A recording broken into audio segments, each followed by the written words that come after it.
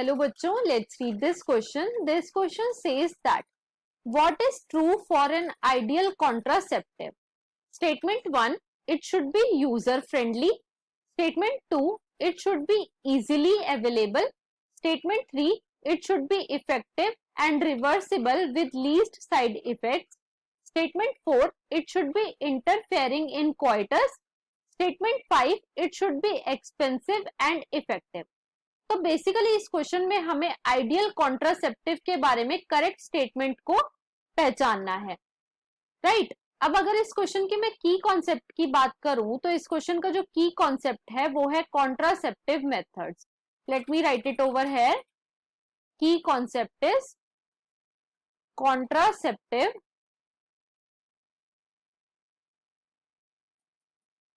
Methods. Contraceptive methods होते क्या है? तो बेटा कॉन्ट्रासेप्टिव मेथड्स ऐसे मेथड्स होते हैं जो कि प्रिवेंट करते हैं अनवांटेड प्रेगनेंसीज को. They prevent the unwanted pregnancies, right? अब कॉन्ट्रासेप्टिव जो मेथड्स होते हैं ये कई सारे टाइप के होते हैं. They can be natural method of contraception. There can be barrier method of contraception. There can be chemical method of contraception. There can be surgical method of contraception. Right? Barrier method के अंदर आते हैं condoms, diaphragm,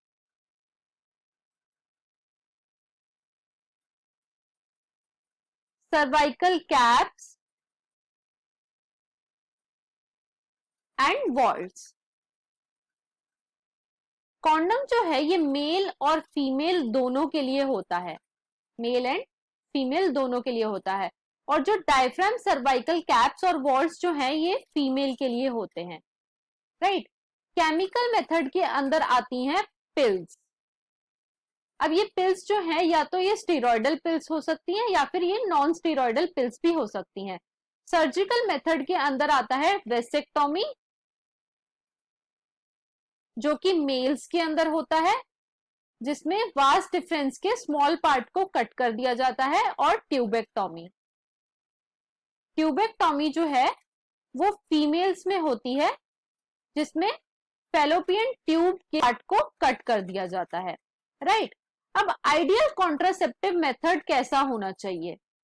सो जो ideal contraceptive method है वो एक तो user friendly होना चाहिए, राइट? इजीली अवेलेबल होना चाहिए. ऐसे नहीं कि हमें बहुत दूर जाना पड़ रहा है इसको लेने के लिए. इफेक्टिव होना चाहिए, रिवर्सिबल होना चाहिए और इसके साइड इफेक्ट्स भी नहीं होने चाहिए. No, I am sorry, no